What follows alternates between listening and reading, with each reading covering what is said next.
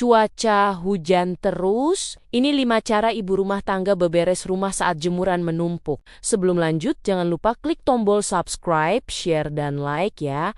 Boleh juga klik tombol thanks atau terima kasih. Oh iya, kalau kamu punya usul atau ide tema video berikutnya, langsung komen di bawah ya.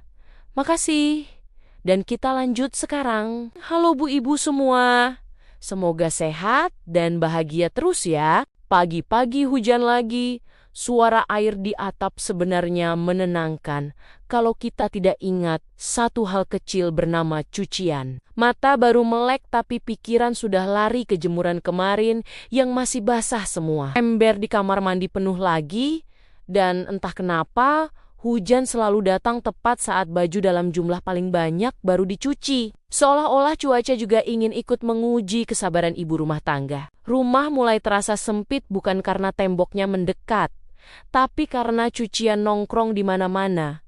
Kursi jadi jemuran dadakan, pintu jadi tempat gantung handuk, dan kipas angin berubah fungsi jadi pengering darurat. Sambil di kepala muncul suara halus tapi nyentil yang bilang, rumah kok begini terus? Padahal dari pagi sudah bergerak ke sana kemari tanpa benar-benar duduk tenang. Di titik ini biasanya bukan lantai kotor atau baju basah yang paling bikin capek, tapi perasaan harus beres semua di tengah cuaca yang tidak mau diajak kerjasama. Padahal hujan tidak bisa dimarahi dan cucian tidak bisa disuruh cepat kering. Akhirnya kita berdiri di tengah rumah sambil mikir mau mulai dari mana, sambil senyum tipis karena sadar ternyata drama ibu rumah tangga saat hujan itu nyata dan bukan cuma cerita orang lain. Cara pertama itu sebenarnya bukan soal sapu atau lap, tapi soal hati yang harus diajak kompromi dulu. Saat hujan turun terus dan jemuran makin tinggi, rasanya seperti disindir hidup. Aku pernah berdiri di depan cucian sambil mikir, ini cucian atau monumen? Di situ aku belajar, kalau hati sudah panas, rumah pasti terasa makin sempit. Jadi,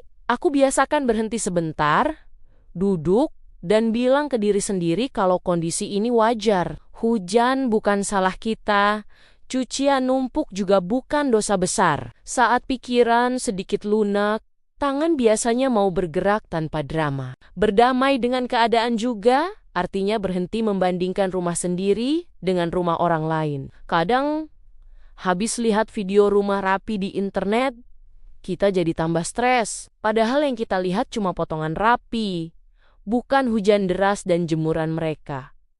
Aku mulai memilih fokus ke rumah sendiri hari itu saja. Kalau hari itu cuma sanggup bikin rumah tidak berantakan, itu sudah cukup. Tidak perlu rumah layak foto, yang penting layak ditinggali. Cara kedua yang sangat membantu adalah memperlakukan cucian dengan lebih masuk akal. Saat hujan, mencampur semua cucian itu seperti menumpuk masalah di satu sudut. Aku biasanya pisahkan cucian yang benar-benar basah, yang setengah kering, dan yang cuma lembab. Yang setengah kering sering aku gantung di balik pintu atau dekat jendela. Meskipun cuma kena angin sedikit, rasanya bahagia sekali. Saat 1-2 baju akhirnya bisa dilipat, walau yang lain masih basah semua. Ada juga momen lucu saat aku nemu satu kaos yang ternyata sudah kering, nyempil di balik jemuran lain. Rasanya seperti nemu uang di saku daster. Dari situ aku sadar, memisahkan cucian itu bukan cuma soal teknis, tapi soal memberi harapan kecil di tengah hujan. Kita jadi tidak merasa semua pekerjaan macet total, ada progres walau kecil. Dan itu penting buat semangat. Cara ketiga adalah menurunkan standar dengan penuh kesadaran, bukan dengan rasa bersalah. Di musim hujan, aku tidak lagi mengejar rumah bersih sempurna. Aku ganti target jadi rumah nyaman ditempati. Contohnya, lantai tidak harus dipel setiap jam.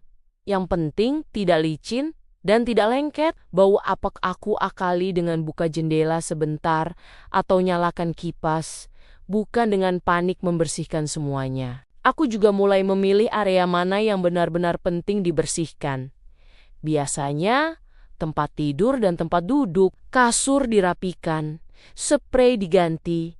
Kalau masih ada yang kering, bantal ditepuk supaya tidak pengap. Saat tempat istirahat rapi, badan rasanya ikut turun satu tingkat tegangnya. Walau dapur belum kinclong, hati lebih tenang karena tahu nanti bisa rebahan dengan nyaman. Cara keempat adalah mengatur tenaga dengan ritme yang lebih manusiawi. Dulu aku sering merasa harus beberes banyak dalam satu waktu supaya cepat selesai. Hasilnya malah pegal dan emosi naik.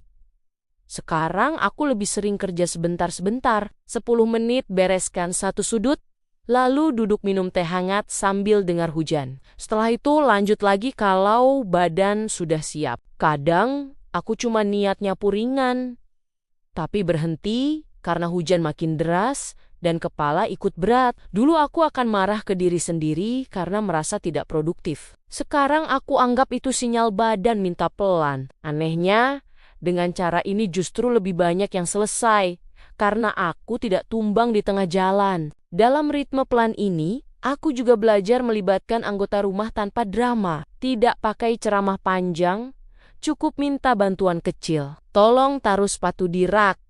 Tolong kumpulkan mainan.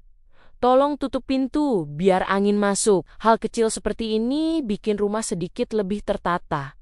Dan ibu tidak merasa sendirian mengurus semuanya. Cara kelima yang sering dianggap sepele adalah memberi ruang untuk diri sendiri di tengah kekacauan. Saat hujan dan cucian menumpuk, kita sering lupa bahwa ibu juga butuh jeda. Aku pernah tetap beberes sampai sore dengan badan capek dan akhirnya sakit kepala. Sejak itu aku belajar menyelipkan waktu diam walau cuma sebentar. Biasanya aku duduk dekat jendela sambil dengar suara hujan dan pegang gelas minum hangat. Rumah mungkin masih berantakan.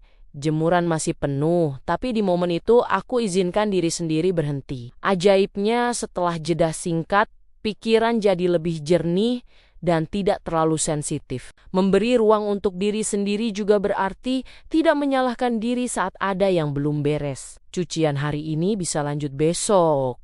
Lantai bisa dipel nanti. Dunia tidak akan runtuh hanya karena satu hari rumah tidak sempurna. Dengan cara berpikir seperti ini, tekanan di dada terasa berkurang. Aku juga sering bercanda sendiri. Sambil lihat jemuran, bilang ke cucian, "Kalau sabar ya, kita sama-sama nunggu matahari." Humor kecil seperti ini mungkin terdengar konyol, tapi cukup membantu menjaga waras. Karena kalau ibu sudah bisa ketawa, biasanya suasana rumah ikut lebih ringan. Kelima cara ini pelan-pelan membentuk kebiasaan baru di rumahku saat musim hujan. Bukan rumah yang selalu rapi, tapi rumah yang tidak membuat penghuninya tertekan. Jemuran boleh menumpuk, hujan boleh lama, tapi hati tidak harus ikut tenggelam. Pada akhirnya hujan hanya soal cuaca, bukan soal kemampuan kita mengurus rumah. Jemuran boleh menumpuk, lantai boleh tidak kinclong, tapi hati jangan ikut lembab. Kadang rumah berantakan bukan tanda kita malas, tapi tanda rumah itu hidup, dan ibu yang tinggal di dalamnya sedang bekerja tanpa tepuk tangan. Tidak semua hari harus produktif dan tidak semua cucian harus kering hari ini. Ada hari di mana teh hangat lebih penting daripada lipatan baju. Dan duduk sebentar itu jauh lebih masuk akal daripada memaksakan diri terlihat kuat. Rumah tidak akan runtuh hanya karena satu sudut belum rapi. Tapi ibu bisa runtuh kalau terus menuntut dirinya sempurna. Besok hujan bisa reda atau mungkin masih turun, tapi kita tetap jalan pelan-pelan. Satu cucian kering, satu sudut rapi, satu tarikan napas yang lebih lega. Dan di tengah suara hujan, serta jemuran yang menggantung sabar, selalu ada satu hal yang tumbuh diam-diam, yaitu keyakinan bahwa kita cukup, kita mampu, dan hari esok selalu punya kesempatan yang lebih cerah. Terima kasih sudah dengerin cerita dan curhatku hari ini. Sampai ketemu di video-video berikutnya. Tetap semangat Bu Ibu semua.